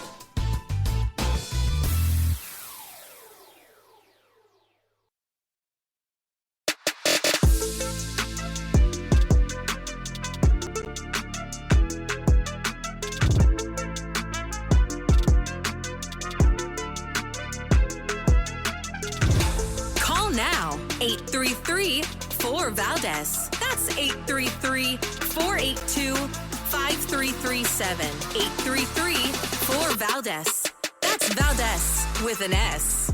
After the guest leaves every night and we're doing open phones, kind of at the heartbeat of America. And you sit there in this radio studio and suddenly you hear voices. Mobile, Dallas, New York, Miami. And there's kind of a conglomeration of America all in one room. All right, amigos, welcome back. Rich Valdez keeping you company all night long. And check this out. Not all night long. I go home in about an hour and a half. But I want to go to you guys, the American people. We got calls from Canada, Idaho, Nevada City, California. Let's start there. KNCO. Let's check in with Jeff. Go right ahead. Rich, love your show. Hey, I'm out here in California. I feel like a one-legged man in an alligator boat. You say the Green Monster is some jail over there in New Jersey. And Essex County Jail. I must disagree. The Green Monster is the California State Prison Guard Union. Maybe they're in charge of making the Green Monster in New Jersey. As a lifelong California resident, it's like it's a sanctuary city, so all these invaders, oh Lord, it's horrible. And the local guy can't pay the rent, can't keep the gas in his car. $4.85 I paid today. Wow, and that's on sale because you guys have been over $5 for a long time. So check this out. Gavin Newsom is smashing the refineries out of California. So they're just closing up shop. There's only a couple left. Listen, brother, if Gavin Newsom really wants to run for president, I encourage you to get every one of your neighbors that has the time to call this show live like you are right now, to just call. And I'll give them as much time as I can to tell everybody in the country what it's like to live under Gavin Newsom's regime. Because he's out here parading, talking to conservatives, trying to make himself look like he's middle of the road. And I think you know full well that's not true, right, Jeff? Hey, look, if Trump came out here and did something on the west steps of the Sacramento Capitol, and the camera's going to have to follow him. I want to be in the room when Gavin Newsom's under the enhanced interrogation techniques. Says, what the hell are you thinking, you and the California Air Resources Board? Why do I have to call the smog shop to see if it's okay to burn a little brush pile in my yard? Why don't I call the fire department down the road? I mean, we're out here on the sticks. Right, and you don't get to clean up your sticks, and then you catch a wildfire. Yeah, or sure you can load them in the trailer and burn a whole ton of diesel to drive them, schlep them into town. We'll take them for free over here, but, it's, my Lord. Man. Well, Jeff, I appreciate the call, brother. Shout out to you and everybody out in Nevada City, California. Thank you for listening. Thanks for the call. Call back often, brother. I enjoy it. I love speaking with our West Coast listeners. You guys always have a lot of great insight. And I didn't know that. The Green Monster is the California State Prison Guard Union. I guess they use green uniforms. But, yeah, we're going to get to more on the Green Monster in Newark, New Jersey. Because let me tell you, that is one ugly place. I used to be a police chaplain. And I went there on a visit. I visited an inmate there. And let me tell you, the look of despair on this guy's face, he was just so heartbroken about the conditions. He was telling me about the rats. They're everywhere. The food, he said he was getting one meal every other day. It was just, I mean, I thought he was making it up, but the guy looked horrible. And I believed him because he looked so bad. He was in such bad shape. He was on some medication for some medical issue, and he said that he had not gotten it yet, and he'd been there for like 10 or 12 days. So it's definitely not an ideal place to be. And guess what? Like our caller Marshall pointed out in the previous hour, this is a prison, a jail, a county jail filled with Americans, a stone's throw away from Delaney Hall, where the Democrats were storming the Bastille to rescue the Kilmar Obrego Garcias of the world. And it boggles the mind that this is the priority that Democrats have chosen. This is the hill they've chosen to die on. This is AOC saying, if you touch a single one of them making threats to Kristi Noem, man, I tell you, I feel like I'm getting punked sometimes when I watch this, like I'm on candid camera. Jeff, Nevada City, California. Thank you, brother. Shout out to KNCO and all of our folks on the West Coast. And I'm coming right back. Keep it locked. This is America at Night with Rich Valdez. Call now, 833-4VALDEZ. That's 833-482-5337. 833-4VALDEZ. That's Valdez with an S.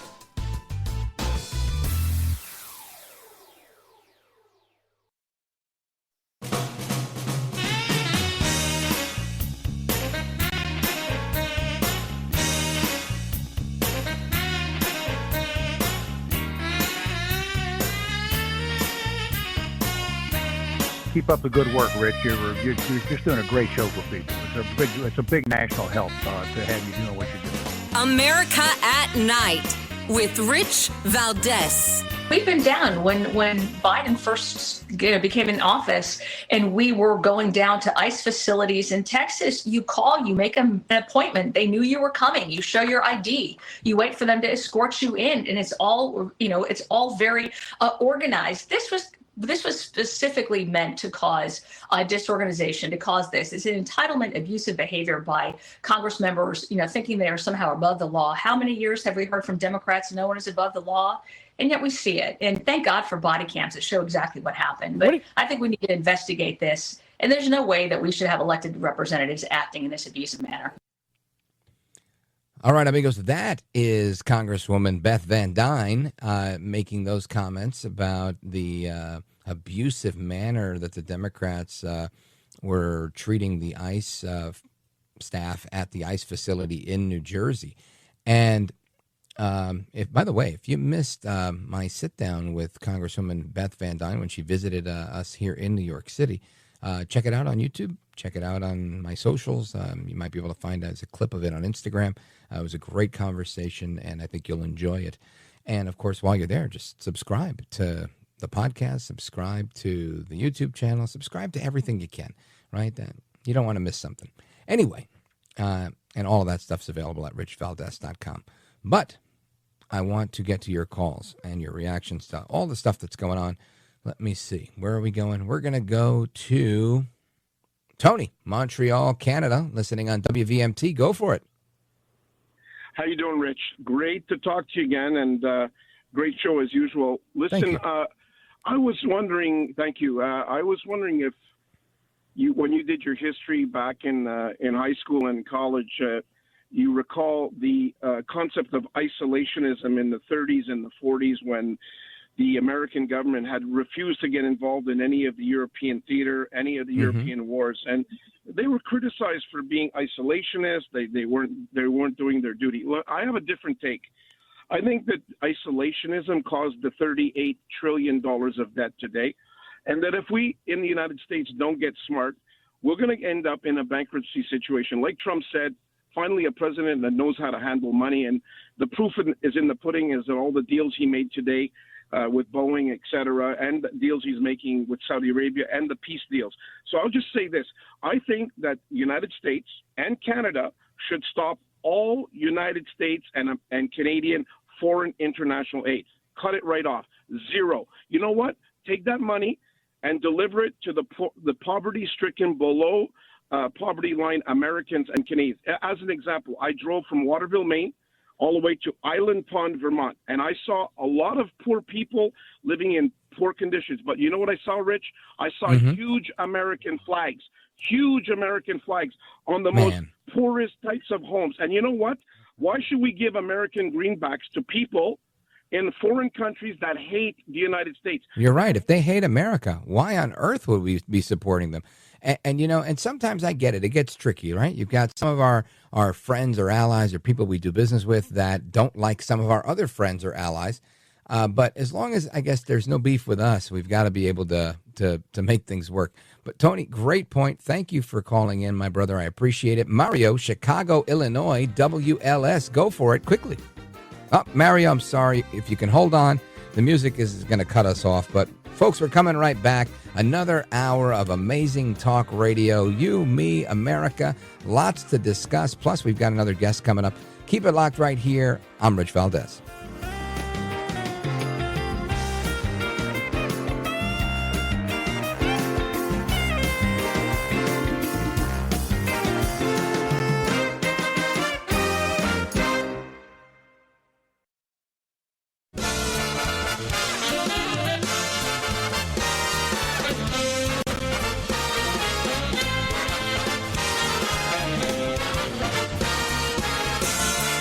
Live from the city that never sleeps. 17 miles from Madison Square Garden, New York City. It's America at Night with Rich Valdez, America's favorite late night talk program, featuring interesting guests from around the world and calls from across America. And now, here is your host, Rich Valdez.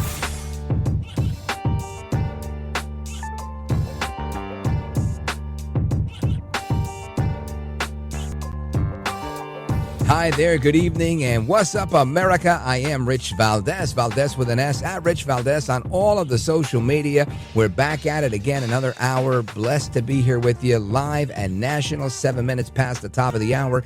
And the phone number is still the same, 833-482-5337, 833-4-Valdez. Going to get to your calls momentarily. But first, I want to recap some of the stuff that I've been following today in the news. Earlier today, I was on Newsmax, and if you saw that, shout out to you. And thanks to Emma Reckenberg and John Glasgow and Chris Ruddy and the team for bringing me on. It was a good time. We did a lot of reaction. I was on from 9 to noon, and we were talking about a bunch of different things. One of the things we talked about was all of the headway that President Trump is making in peace in the Middle East. And I mean, this is really remarkable, right? You've got to think, if you are a Democrat and you're just watching the news, watching life, seeing what's going on, it's got to be somewhat troubling for you, right? To see how things are going for Trump. I mean, you literally have him winning with the trade wars, right? Deal with China. You have peace deals being made, economic deals, $5 trillion in U.S. investment committed to our country. That's a lot of unexpected cash flying into our economy. Inflation at a lower pace than expected. So let's just recap those three, right? Trade wars, winning, check. Peace deals, progress there, check. Lower inflation, check. Yet, he hasn't done a damn thing. The price of eggs, Doge cutting everything, they're stealing your ID, your Social Security. I mean, it's getting old, right? There's so much going on in this administration. You've got Pete Hegseth there revamping everything that is going on in the Department of Defense, right? Making America's warriors great again. That's fantastic. I love what's happening there. Kudos to Pete Hegseth.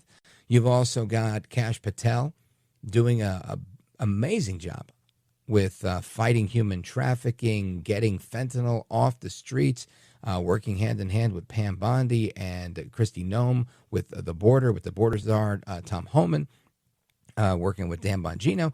I mean, this is working with Derek Maltz, right? You've got so many agencies that are working together. Ron Vitello is in that mix, senior advisor over there. There's so much happening and so much cooperation that it's just remarkable to see what's happening. The safest border in American history. And we've got, 110 days of Trump administration. I think this is fantastic. Tulsi Gabbard firing deep state hacks.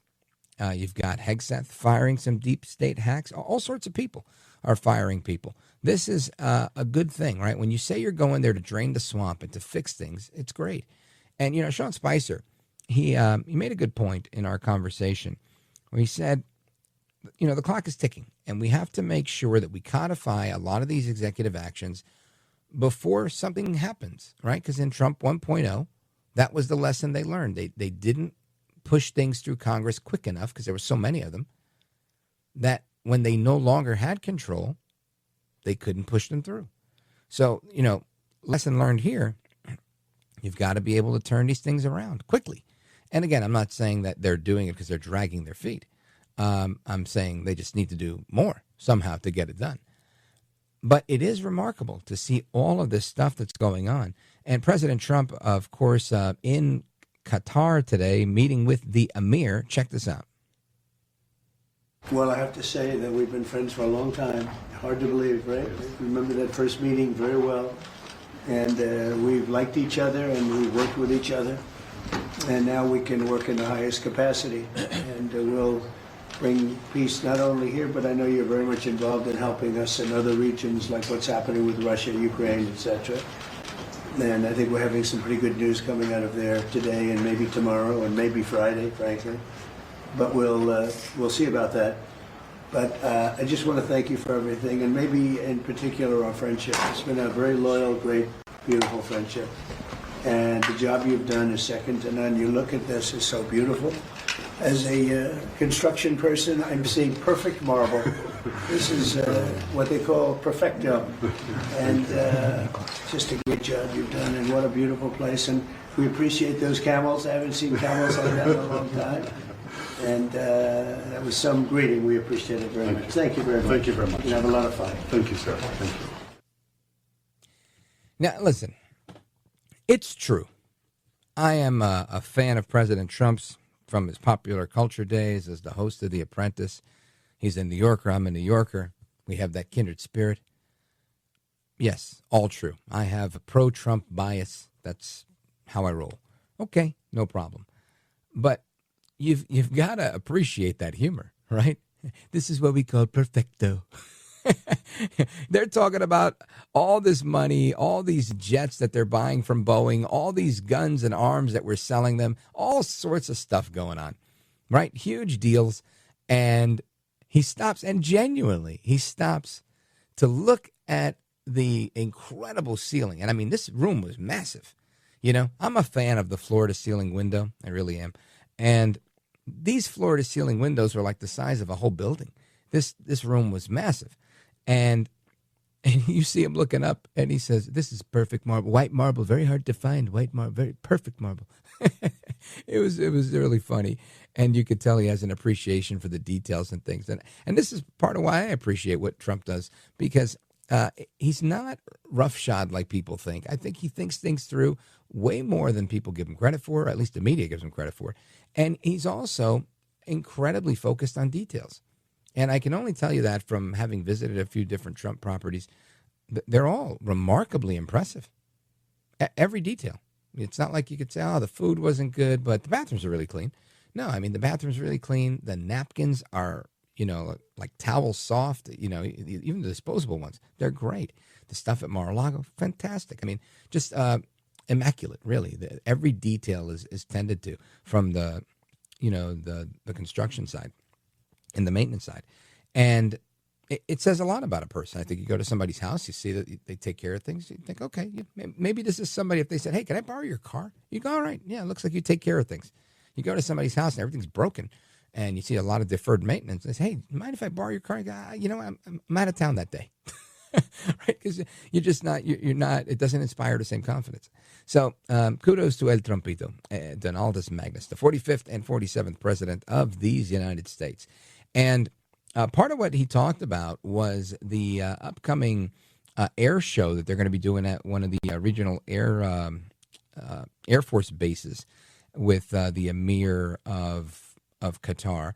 And then a little bit later in June next month, about a month from now, I think exactly a month from now, President Trump's birthday, there is a big military parade. So I want to talk about that and, of course, all of the investment that Qatar is making in military-grade weapons and whatnot, as well as the military parade that's going to be happening next month with our next guest scheduled to join us is Colonel William Dunn. Keep it locked right here. This is America at Night with Rich Valdez.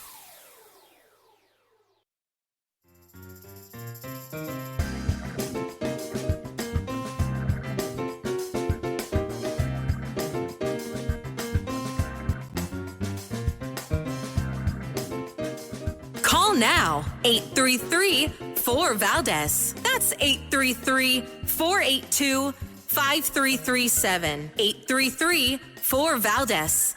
That's Valdez with an S.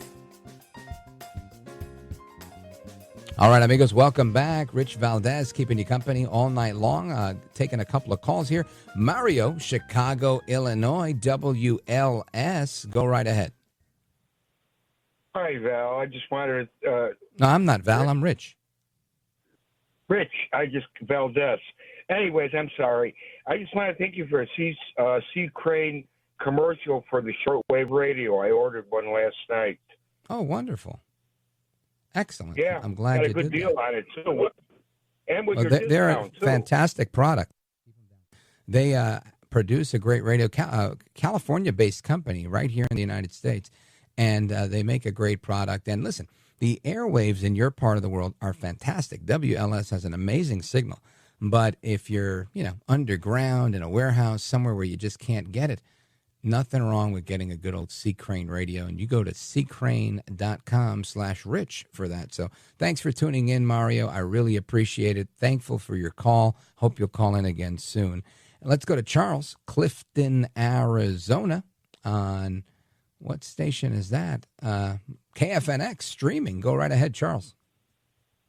Yeah, so I think maybe it's time somebody reminded the Democrats, rather, that, part of being an American is being a good citizen, and they're civil servants, and they should remain civil and set an example as a good citizen.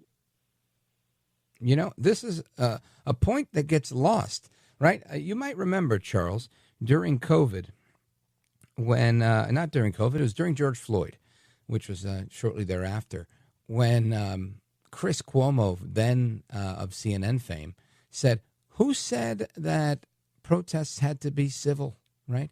And it was funny because it was, kind of like, that's what they're supposed to be, right? Peaceful protests, not fiery, but peaceful. But you're right.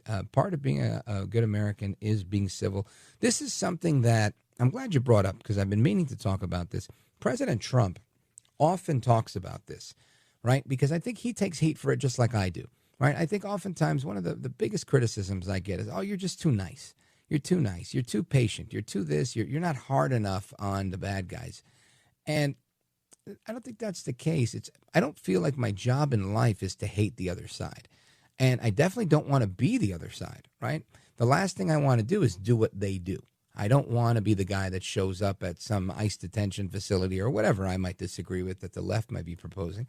And, I don't know, locking up moms who opposed gender craziness in their public school curriculum and having them followed by the Department of Homeland Security and arresting them and whatnot, or raiding their homes. And that all happened during the Biden years, right?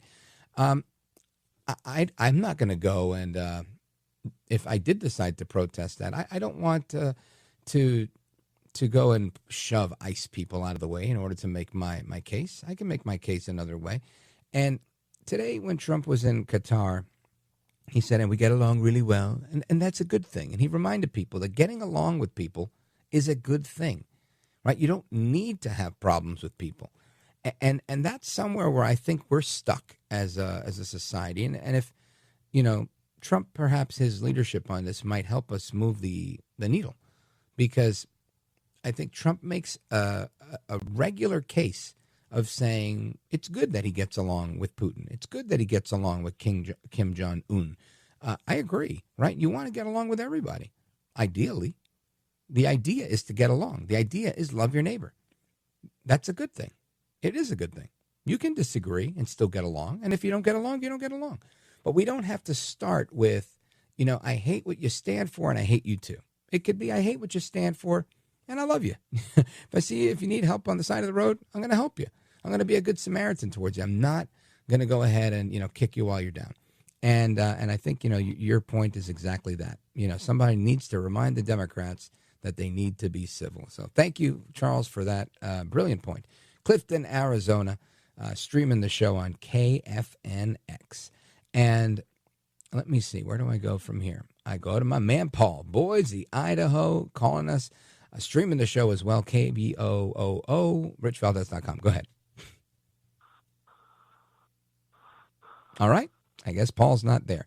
Anyway, I wanted to give you a quick clip of what is to come with the upcoming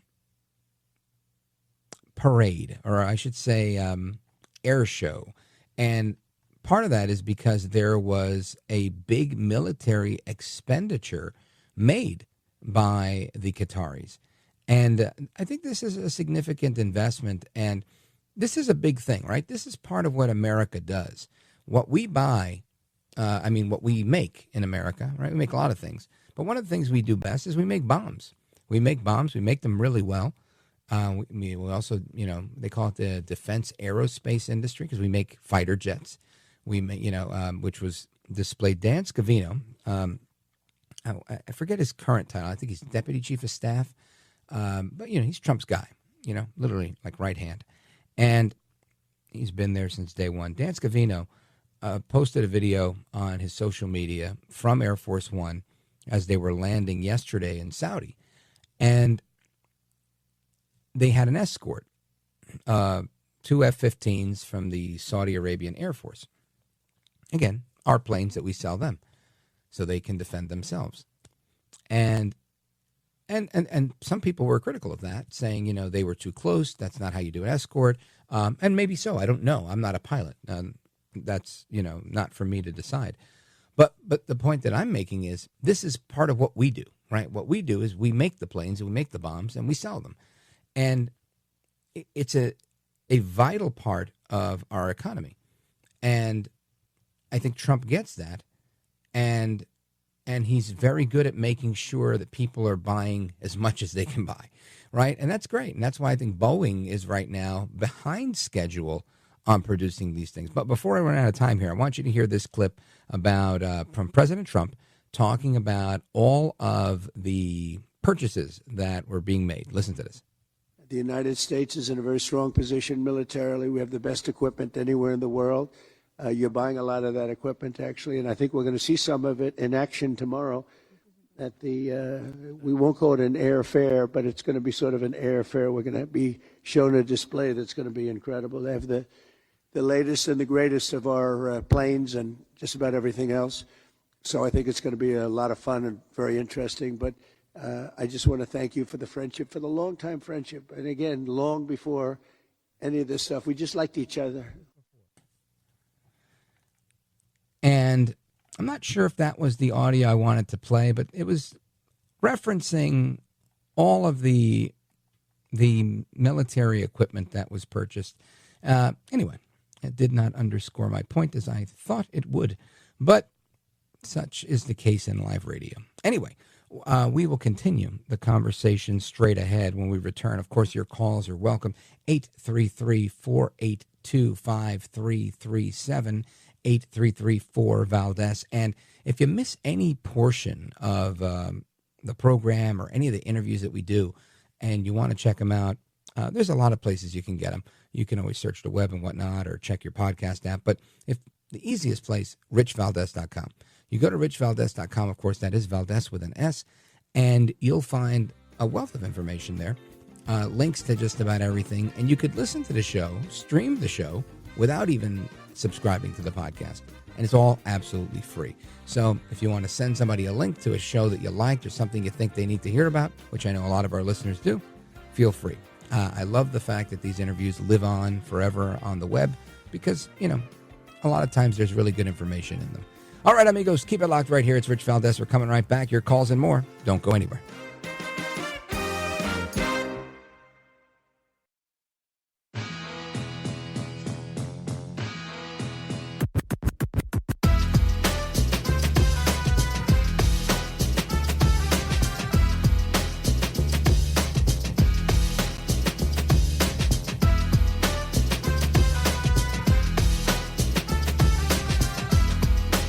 Call now, 833-4-VALDEZ. That's 833-482-5337. 833-4-VALDEZ. That's Valdez with an S.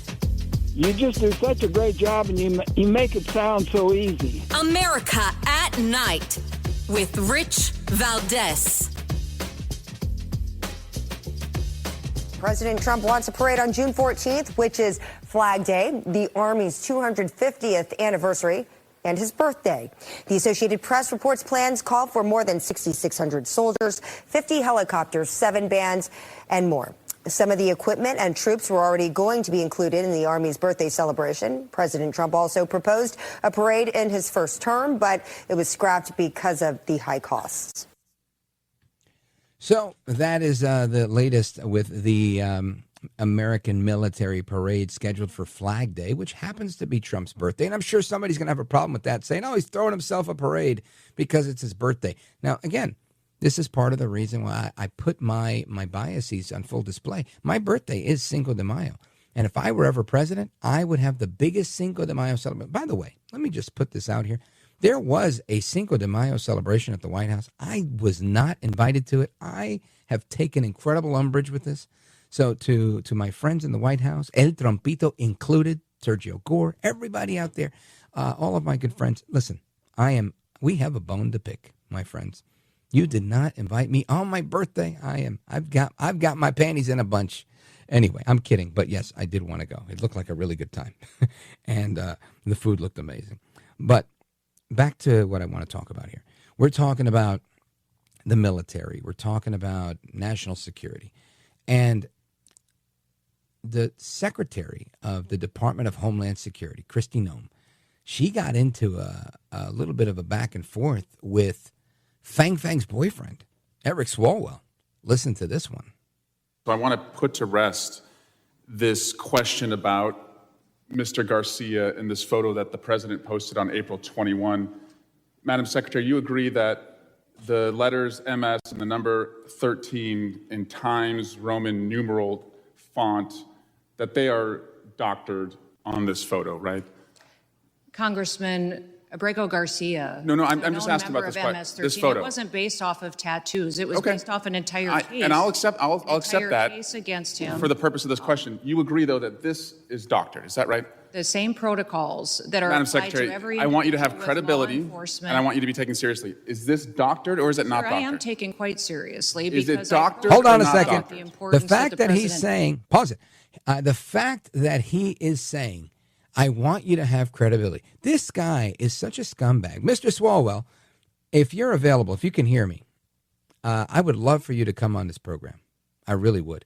Because, man, this is very beyond the pale, right? If you want to be taken seriously, I mean, let's analyze that from a bunch of angles. Number one, because he is the authority on who gets taken seriously, that if he asks her a question that she doesn't answer the way he appreciates, then she loses all credibility. The fact that she is a pretty accomplished governor, the fact that she is a cabinet secretary of the United States, none of these things afford her credibility. The fact that she's the head of DHS overseeing what's happening at the border and all sorts of other drug interdiction and all sorts of things that are going on, and that seems to be going swimmingly well, that doesn't afford her credibility. But what affords her credibility is Mr. Swalwell's line of questioning. I'm glad that she said, I am taken seriously. I'm glad that she did, but she should have said a few more things. Go ahead, play whatever's left. has given me to do. I understand. Is it doctored or not One thing doctored? that's important to remember is that every single time a case is built. Madam Secretary, I have a 7-year-old, a 6-year-old, and a 3-year-old. I have a bullshit detector. I'm just asking you, is this doctored or not doctored? Sir, the protocols in the case built against Can you Abrego answer the Garcia question? were exactly the same. Madam Secretary, I don't have you're- any knowledge as to that photo you're pointing to. Okay, can you I take don't, her, sir. can you show her the photo? He's now he got his panties in a bunch. Now this is why it's important to play these clips and look at them. Right, this little back and forth. This is a Democrat getting very upset because he's trying to set up the secretary. He's trying to get her to say yes, the image is doctored. Now I don't know why we would call it doctored. From what I can see, it seems. He's trying to get her to say that there are symbols on this guy's knuckles that are indicative of MS and 13, right? And this is what they numerically signify, right? That's the MS-13 tattoo. Clear as day, right? The what stands for the M, what stands for the S, the 1 and the 3. And these images that have been all over the web have a superimposed an M and S, a 1 and a 3 above each of those symbols in the MS-13 tattoo. Got it. This all goes back to some pendejo from CBS, I think, who was interviewing Trump. And Trump says, yeah, it's clear as day. It's right there. It's MS-13 because this is the MS-13 tattoo.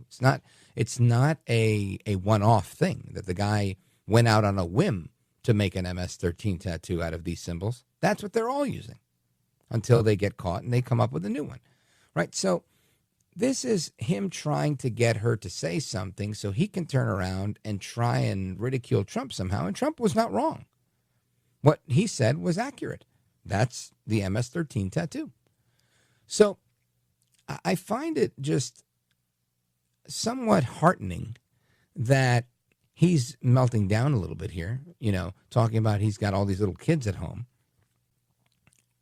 when he's trying to treat this woman who is very accomplished in her career as if she's one of those little kids. And kudos to her for not taking the bait. Let me tell you, every time people say, Rich, you should get into I could not do it.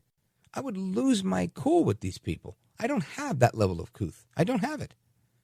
If this man were to say something like that, if I were to be taken seriously, they'd have to bang that gavel 10 times. I'd probably get in trouble and get censored because this is what would happen. I could not deal. I don't know how they do it. Kudos to all the professional politicians that are able to shovel all the BS that comes their way as if it's not coming their way. Anyway, I wanted to get into this because it's right in the same vein. Homeland Security Secretary Kristi Noem also said this separately. The 3 Democrat lawmakers that were at the Immigration and Customs Enforcement facility in Newark, New Jersey, known as Delaney Hall, last Friday, she called for them to be censured. But in addition to that, she says that it appears they committed felonies. And they defended their actions as a simple, what they called an oversight visit. And clearly, this is not accurate. The quote from Secretary Noem is this. This wasn't oversight. This was committing felonies. This was going out and attacking people who stand up for the rule of law. And it was absolutely horrible. Now, I stand by that. I agree with her. She's 100% right. She went on to say a lot of other things. And then they chimed in. And she, by the way, she added, I can't believe they act like this. And then they defended. Now, the son of Gold Bar Bob, Congressman Rob Menendez, I used to live in that district, District 13 in New Jersey, right? I think it's 13. Anyway, he was there. Representative Bonnie Watson Coleman was there. Congresswoman LaMonica McIver was there as well. And I believe she was the one throwing the punches. I believe she was the one in the red blazer, if I'm not mistaken. If I am, forgive me. Editorial note, asterisk, I messed up. But I do believe that was the case. And this is interesting to me that they weren't arrested on the spot the same way Newark Mayor Ras Baraka was. Now, Ras Baraka, if you've seen the video, he's there in protest. I didn't see him shove anybody. I didn't see him resist any type of arrest. I didn't see him do anything outside of, I guess they told him to leave, and he said, I'm here complaining, I'm the mayor, blah, blah, blah. And they said, all right, you're under arrest. And he said, okay. And they walked him over very respectfully. He was very respectful to them. And he was in handcuffs.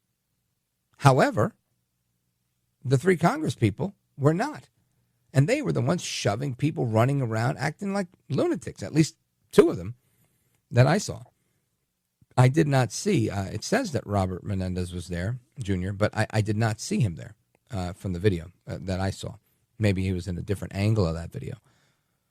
But very interesting, right? And there was a mob of protesters there for sure. Very interesting to me how the Congress people were not arrested. So now Secretary Noem says, yeah, they should be censured. But my thinking is, why weren't they arrested like the mayor was? I don't know what's going to happen with those charges. I would presume, it's going to go away one way or another because he was very compliant. But ultimately, he got locked up and they didn't. What do I need to know? Why is it that these Congress people think that they're above the law? And then AOC coming to their defense. This stuff, you can't make it up. The comedy writes itself. Anyway, folks, coming right back. Keep it locked right here. This is America at Night with Rich Valdez. Call now, 833-4-VALDEZ. That's 833-482-5337. 833-4-VALDEZ. That's Valdez with an S.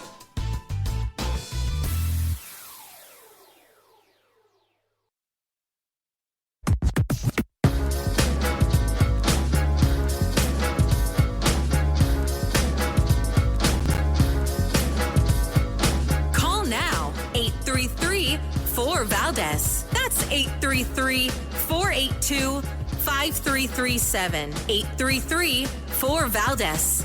That's Valdez with an S. All right, amigos, welcome back. It's Rich Valdez keeping you company tonight. 833-482-5337. President Trump signed a $1.2 trillion economic commitment with the Qatari government. They're buying more than ever. They're buying more 787 wide-body planes than anybody's ever bought from Boeing before. The Secretary of Defense, Pete Hegseth, has signed a defense cooperation intent agreement, and that's just part of what's going on here. I see Trump on the fast track to that Nobel Peace Prize before we know it, making that peace in the Middle East, expanding the Abraham Accords, and kudos to him for doing that. Let's see. Quick tidbit here. The murder rate in Colorado took a nosedive after ICE deported Tren de Aragua gangbangers. Well, good for them. Good for all involved, and everybody got to keep their life because we kicked out the communist army foot soldiers known as Tren de Aragua. Let me see what else we got here. Oh, and Gavin Newsom caved to reality. No new illegal aliens on free health care. It's not even happening in California. Isn't that something? So those are just a couple of updates here. I'm checking out Breitbart.com. But I want to get to, what did I just say I wanted to get to, Count? All right, we're going to get to the phones, and then we're going to do some audio. 833-482-5337, 833-4-VALDEZ. And let's go to Nick, Palm Springs, California, KNCO. Go right ahead. Hey there, Rich. I listen to your program quite a bit. Me too. Thank you. I don't necessarily have a vendetta or a bone to pick on political issues per se, except the idea that you're focusing on the idea that with the playing of the clip of Kristi Noem talking about or not talking about the doctored photos that were released from the White House or the Trump administration, whoever it may be. I don't have personal knowledge of Donald Trump's want to punish someone or anything else, but I think the idea that our government is putting out doctored or fake photos. Well, here's the thing. Part of the misrepresentation here is that it's not a fake photo nor a doctored photo. It's a photo with a label on it. And this is being purported by the media as a doctored or fake photo. This is the equivalent of a photo of me where it says my name under it, or a photo of me and it says photo credit Westwood One Radio, right? This is not doctored in any way. This is just something that's superimposed for clarity. And this happens in the news all the time. You turn on your television and there's a chyron in the bottom that says the person's name, the latest headline, the update, a little ticker scroll at the bottom. This was a photo that simply said it didn't pretend to be part of the picture. It was clear that it was like Exhibit A, Exhibit C, that type of writing. It wasn't the same font. It wasn't anything like that. So for a member of Congress to sit there and try to entrap a Secretary of Homeland Security, I think is just beyond the pale, Nick. I don't think that he was trying to entrap. I think he was presenting the idea that this is not what is on his knuckles. Why was it superimposed on there? I mean, we're not talking about the media putting out some fake image or an enticing image. We're talking about our government. Right, but that's my point. What's superimposed there is very clear that it's superimposed. It wasn't like added in a way that was deceptive in any way. This is clearly a translation of which symbol on his knuckle was the M, which one was the S, which one was the 1, and which one was the 3.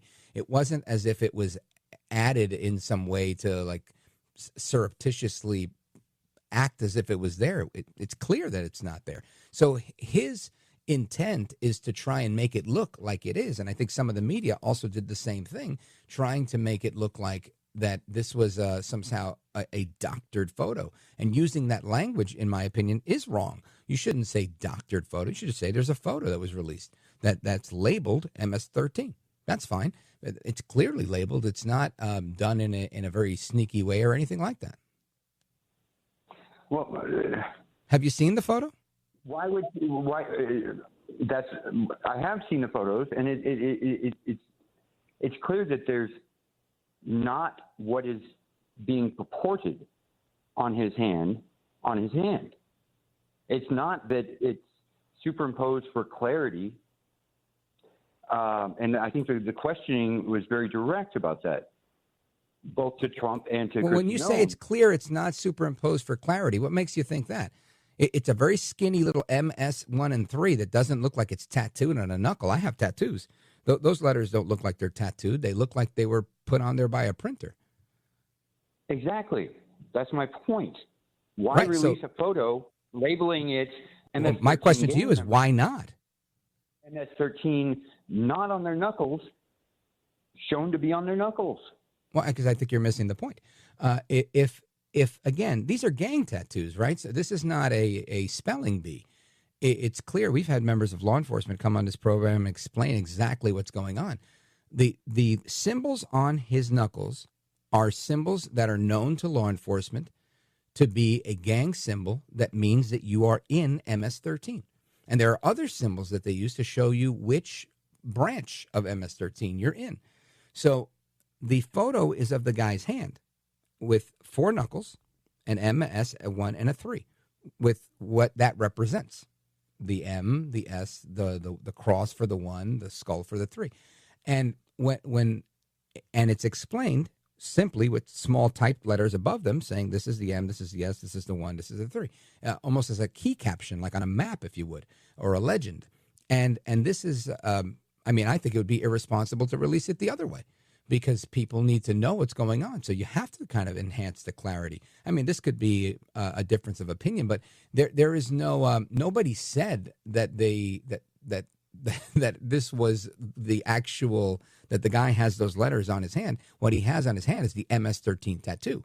And that's been attested to by members of state, local, and federal law enforcement. And there's tons of cases where they indicate that. I don't think there's any debate in the law enforcement community about those tattoos and what they signify. So I think this is truly a moot point, and people trying to make something out of nothing to make Trump look bad, to try and set up the secretary. All of this is done in bad faith. And that's the point that I'm making. Nick in Palm Springs, California. Thank you, sir.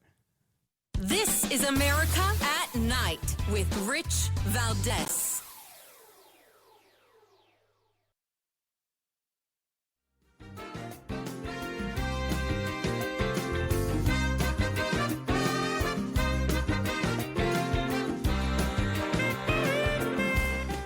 All right, amigos, and we got Stephen in Morehead City, North Carolina on WTKF. Wants to talk about the judge harboring the Tren de Aragua criminals. Plus, Ashley says she doesn't like the big, beautiful bill. Call me tomorrow. I want to talk about that. Hasta la próxima. Take care. Good night. God bless you, America. I'm Rich Valdez.